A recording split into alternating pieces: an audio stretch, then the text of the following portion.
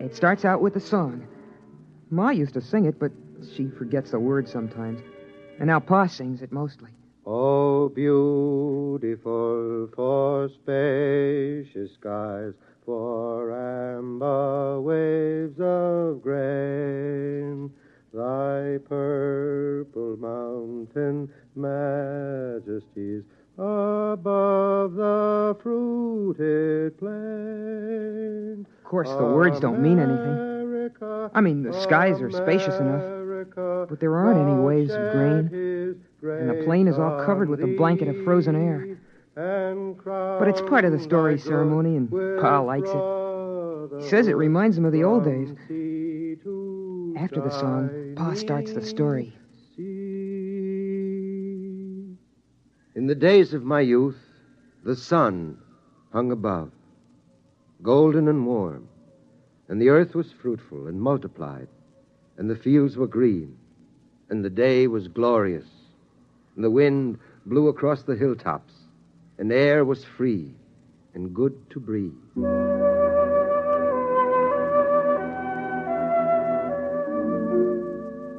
That's the part of the story I like best, about how it was with the sun nice and warm.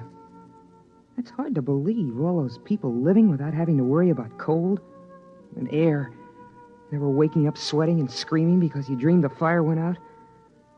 It's impossible to believe, but Pa was a good storyteller, and he made it seem real. And then the dark star came rushing out of space.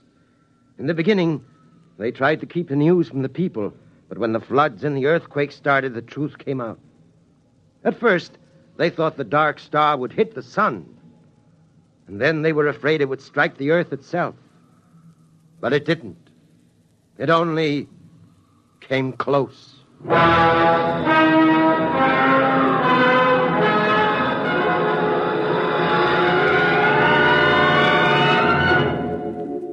Pa tells it like the sun and the dark star fought for the earth like two dogs over a bone. I know what he means, because I've seen a picture of a dog in a magazine. And then the dark star won and carried us off. But the sun kept the moon. There were earthquakes and floods. Pa says that mountains fell and oceans slopped over. Oceans, that's a lot of melted water lying around loose. It's hard to imagine. Pa says it was so.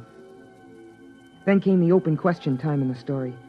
Sis asked a question about what girls wore for clothes. And I asked Pa how people acted in those days when the earth was twisted and jerked almost apart. Well, Bud, I was too busy to notice much. A friend of mine, Dr. Weisbrot, and Kelly, the geophysicist, and Walters, the astronomer, we knew what was going to happen. And we were working to fix up a place with airtight walls and insulation and big supplies of food and bottled air. But the place got smashed up in the earthquakes, and they were all killed. So I put the nest together at the last minute in the living room of our apartment. It's a 4-room apartment. You must have seen some of the people, like the frozen ones downstairs. At that time, Bud, I only thought of one thing. Your mother and survival. If I had stopped to think, I wouldn't have even tried to make the nest. It would have seemed ridiculous. Blankets and a coal fire against the cold and vacuum of space. But I didn't think. I survived.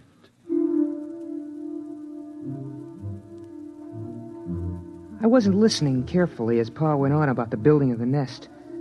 I kept thinking about something else. About that light I'd seen outside. I kept asking myself, what if the frozen people were coming to life? What if they were like the liquid helium that crawls toward heat when it should be frozen solid? What if something were coming from the dark star to get us? Something making the frozen people move, not by themselves. That would fit with what I'd seen. A young lady's face and the moving light.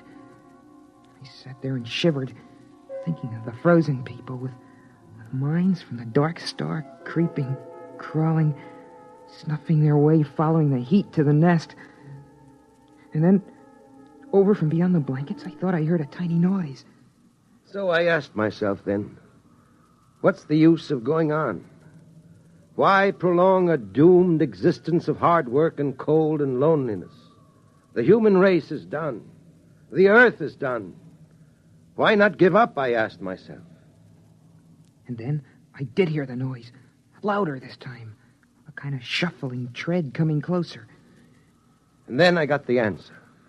The Earth's always been a lonely place millions of miles from the next planet. And no matter how long the human race might have lived, the end would have come some night. Those things don't matter. What matters is that life is good.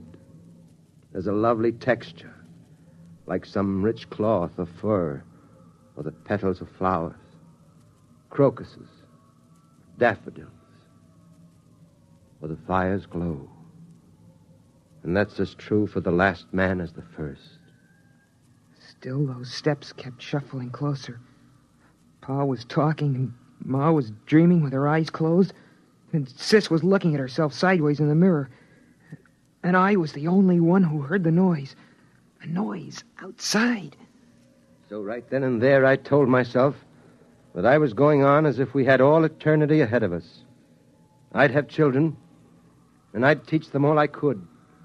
I'd get them to read books, try to enlarge and seal the nest. I'd try to keep everything beautiful and alive. I'd keep alive my feeling of wonder, even at the cold and the dark and the distant stars. Pa, I hear... I know. What is it, Alfred? What is it? What's going on? Oh, you've got to tell me. Pa, I'm scared. Quiet. Bud, you heard it? Uh-huh.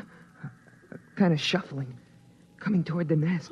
Sis, take care of your mother. It's all right, Ma. Lie down. Come on. I'll take the hammer.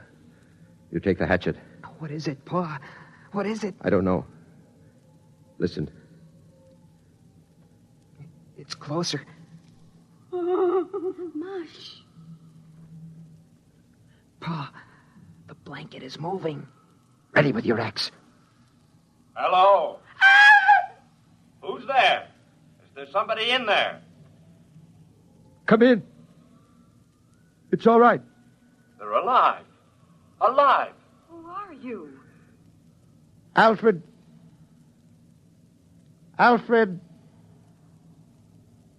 Hutchinson.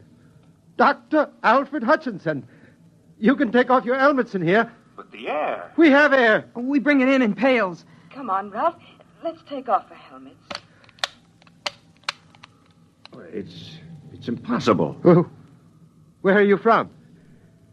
We thought we were the only ones. Los Alamos. The nuclear laboratory. Yes, that's right. We get our power from the reactor, using the stockpile of bombs for fuel. Then there are others. There are other men. There are other men. Pa, is it all right? Should I put the axe down? Yes, it's all right. You can put it down. You mean you come from another nest? It's a little bigger than this. We've got a small airtight city with airlocks. We generate our electricity, food from hydroponics. I can't believe it. I can't. I can't believe this.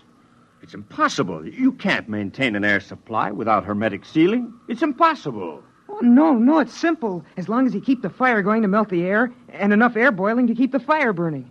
How did you come here? Why? Well, we keep scouting around for survivors. There are a number of colonies, Brookhaven, Oak Ridge, and Harwell in England, and the Argonne Laboratory in France. We didn't expect to find anything in this city, though. But our detectors picked up a heat trace, so we tracked it down. Alfred, you're forgetting your manners. We have company. Of course.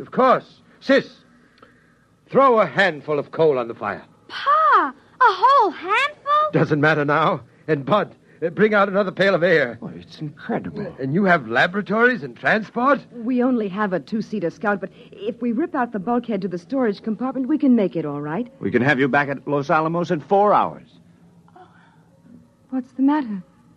I guess we really hadn't thought about it that way. But, I wouldn't know how to act there. And besides, I haven't any clothes. Just doesn't seem right to let this fire go out.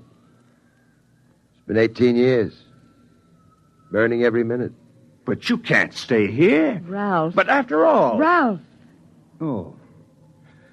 Look, Dr. Hutchinson, we'll go out to the ship and bring back a small power heater. I know this is very sudden and upsetting to you. You need a chance to adjust. We'll be back in a few minutes. It's incredible. In buckets, air in buckets. Well, They didn't think the nest smelled so good. I could tell. She had a wave in her hair. Did you see that? And lipstick. I suppose we have to decide what to do. Pa, at Los Alamos and those other places, there'll be lots of people, won't there? Yes, I mean, not just your father or a brother. that's right. Boys? I suppose so. But somehow I feel a little empty. Alfred, it's different now that we know others are alive. You don't have to feel the responsibility for keeping the human race going. Pa, I'd like to see those rockets and laboratories. Wouldn't you, Pa? I suppose so. It won't be easy leaving the nest.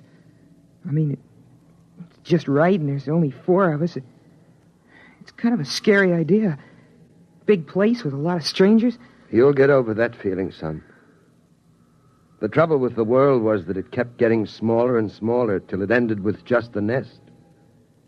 Now it'll be good to have a real, huge world again. The way it was in the beginning.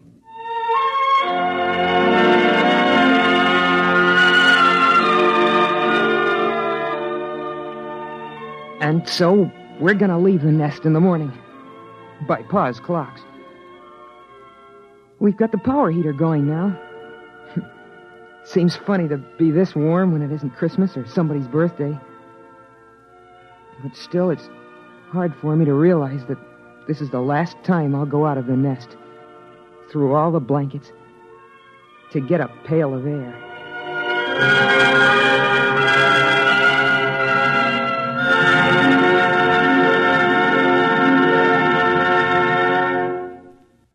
You have just heard X-1, presented by the National Broadcasting Company in cooperation with Galaxy Science Fiction Magazine. Your announcer, Fred Collins. X-1 was an NBC Radio Network production.